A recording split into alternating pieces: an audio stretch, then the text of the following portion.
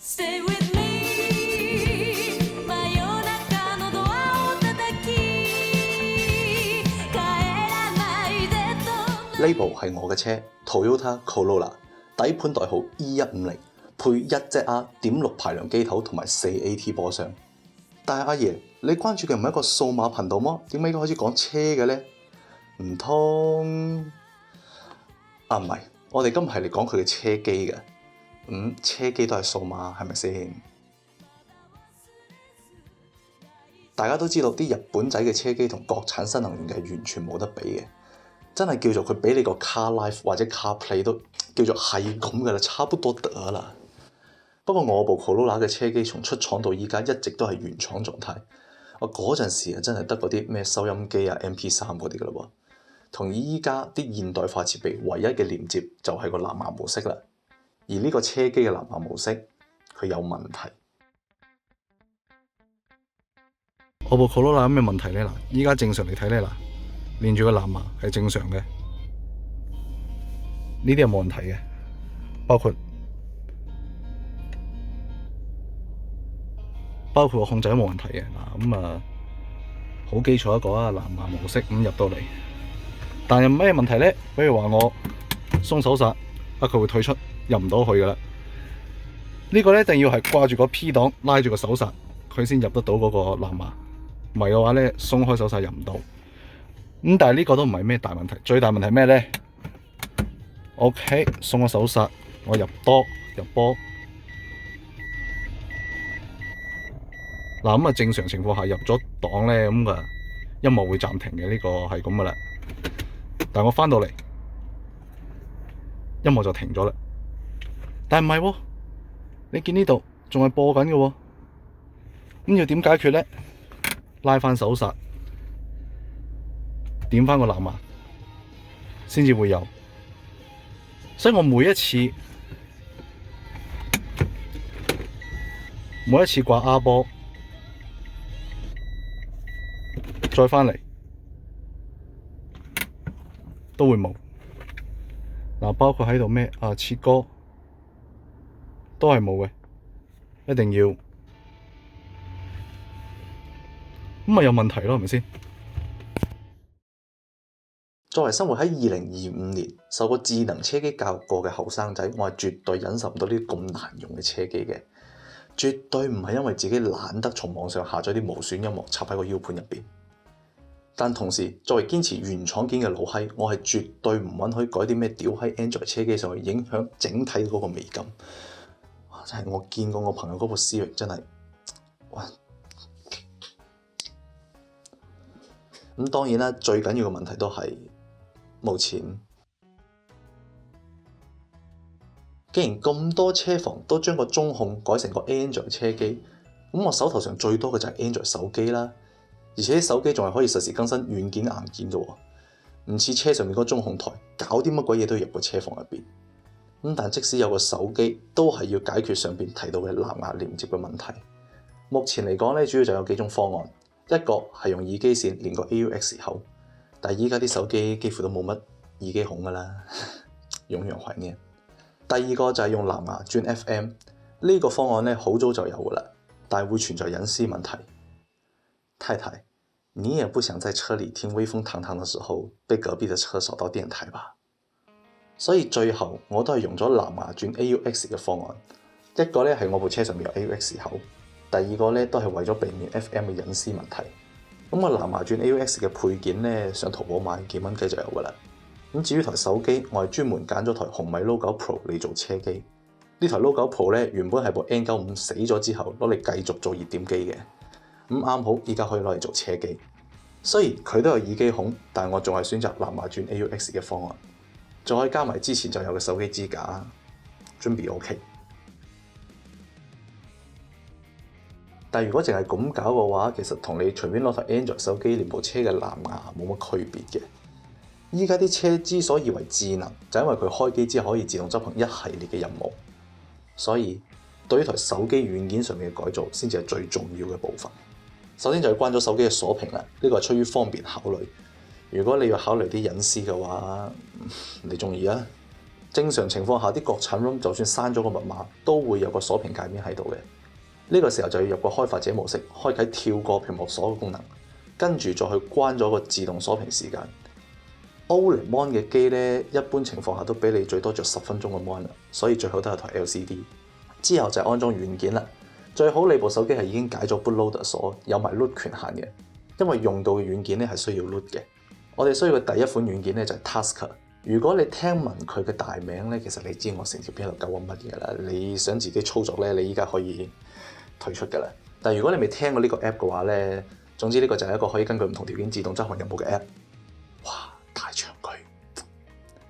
比國產機嘅手機左手入邊啲自動任務更加先進嘅就係佢可以判斷嘅條件更加細緻化，執行嘅任務都更加多樣化、更加細緻啦。總之就係，所以部分場景下咧，佢係需要 root 權限嘅。打開個 app 咧，會問你係用新手模式定係專業模式。我哋都係用專業模式好過啦，因為始終都要自己寫條件、寫任務嘅。入咗個主界面之後，下邊一排就係分各種應用情景，上邊一欄咧就係當前應用情景下嘅唔同嘅功能。我哋主要用到咧就係個配置文件同埋任務。喺個任務入邊咧，我哋就可以寫任務啦，即係你上台機佢自己做乜嘢。而喺個配置文件入邊咧就係寫判斷條件，就話台手機遇到咩情況。比如話連接咗藍牙或者開始叉電等等等等啦。任務入邊咧，我就分咗2個任務，分別代表我上車同落車，台紅米 Note9 Pro 佢自己會做嘅事情。而配置文件入邊判斷有冇上落車嘅條件咧，就係台手機有冇連接到嗰個藍牙轉 AUX 嘅轉接器啦。因為我上車着車肯定就會着嗰個轉接器，而落車咧肯定就會斷開個轉接器。喺上車任務入邊咧，我設定咗佢自動着 Mon 啦。開 Spotify 播音樂，打開個地圖，再翻到桌面等等等等。落車咧就係用個 root 權限關咗個地圖同埋 Spotify， 然之後熄咗個 mon 佢。具體嘅任務內容咧，各位可以暫停參考，但係基本上面你喺車上邊用到嘅功能就係咁多噶啦。除非話你想喺台手機自動打開個 Bilibili， 然之後打開你中意嘅 UP 主，比如話我，然後再幾個一鍵3連，咁啊會複雜好多嘅，也不是不行，對吧？但作為一台車機咧，得個可以自動化做嘢咧係冇用嘅，仲要個界面上邊咧都要跟埋似個車機。我見網上有其他人會用到個咩嘟嘟桌面，我自己都實際用過，感覺佢就更適合啲大 mon，比如話啲咩國產車機啊、平板電腦之類嗰啲嘅。咁有個大 mon 佢入邊再顯示個地圖，呢個 OK 嘅，但係台手機實在太細啦。而有啲人咧都會裝個百度 CarLife， 呢個 UI 係似咩 Apple CarPlay 啦，但係佢生態實在太封閉啦。佢都唔支持本地嘅第三方 app， 而且佢本身咧就係為咗車載嘅 CarLife 先至出現嘅。你單獨裝佢咧，叫做食之無味棄之可惜嗰種感覺咯。所以到最後個版本答案都係 Windows Phone。你睇依家 Honda 嘅車機或者 Toyota 嗰個死人車機，咪都好似 Windows Phone 個樣咯，係咪先 ？Seriously， 我都唔知點解依家啲車機唔做類似於 Windows Phone 嘅界面嘅喎。你睇 Win Phone 佢個磁貼夠大啊，係咪先？依家啲新車個個又斬晒啲實體按鍵，但係塊 mon 入邊啲嘢咧，又細又難按。Win Phone 嘅 UI 真係完美解決方案。但係如果你話似比亞迪嗰種10幾寸嘅 mon，Win Phone 會唔得？咁 Windows 8咯，係咪先 ？Win 8嗰個開始頁面，哇幾唔好。但係 Android 車機係冇 Win Phone UI 嘅，都係得嗰啲桌面有少少似 Win Phone 啦。咁目前你比較容易揾到而且好用嘅桌面咧就係呢個啦 ，Launcher Tab。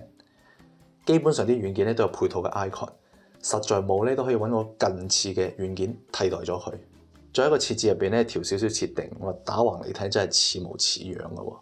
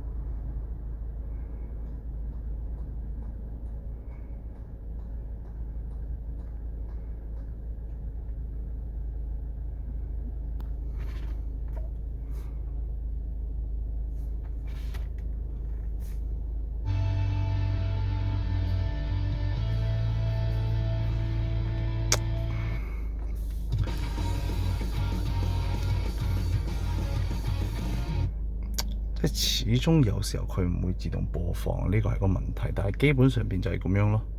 上車咁最多按一下啦，播音樂 OK。咁比如話，如果我熄火落車嘅話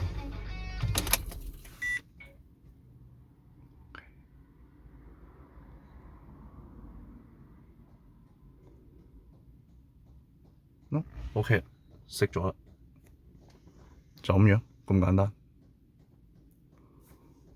當然咧，仲有一個最緊要嘅問題，我哋要驗證下。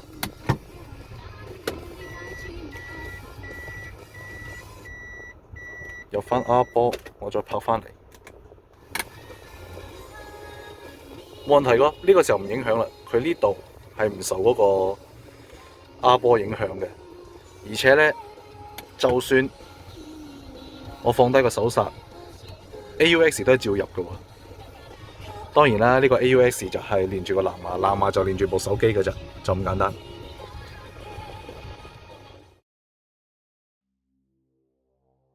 不過呢套系統咧仍然存在一個好大嘅改造空間，有車嘅問題，亦都有手機嘅問題。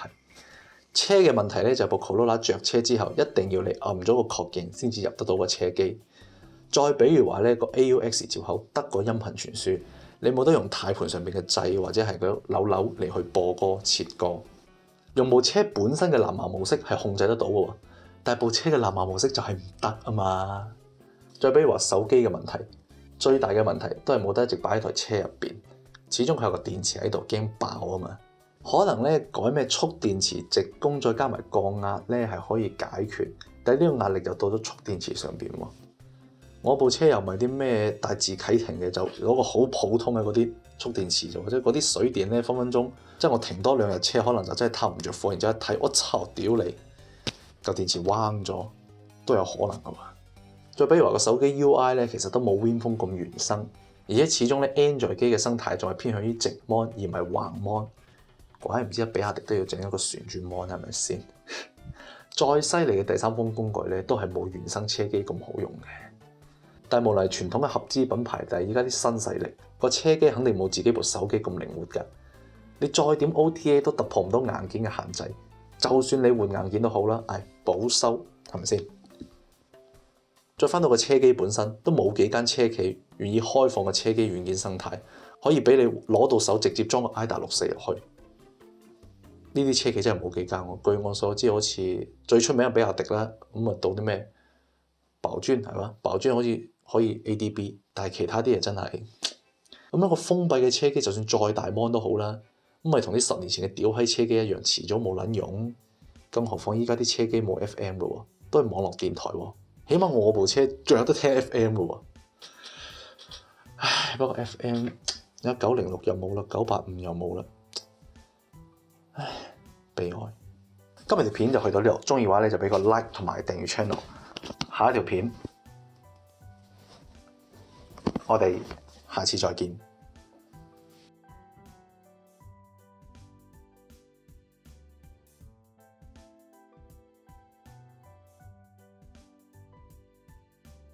所以其實有冇手機廠商諗住再出一台電池冇咁容易爆嘅，性能又過得去嘅，定位又好鳩屎，甚至可以兼埋行車記錄儀功能嘅手機咧？係識 LCD 片都得咧，有冇咧？